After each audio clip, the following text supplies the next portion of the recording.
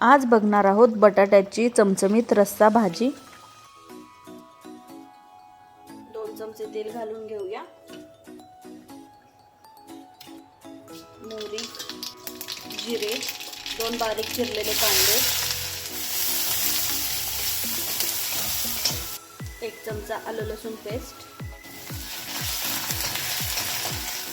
1 बारीक चिरलेला टोमॅटो, चवीनुसार मीठ, आवडीनुसार काळा मसाला, आवडीनुसार लाल तिखट, गरम मसाला 1 चमचा, धनेपूड अर्धा चमचा, हळद,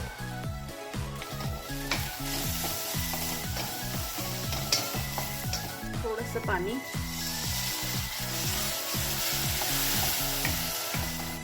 उकडलेले 7 बटाटे कुस्करून घालायचे।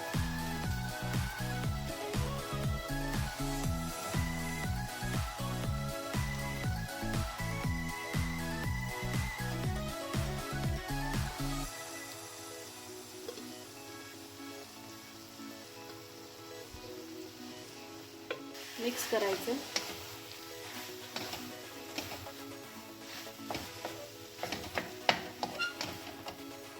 जेवढा रस्सा हवा आहे तेवढं पाणी घालून घ्यायचंय, मिक्स करून घ्यायचंय।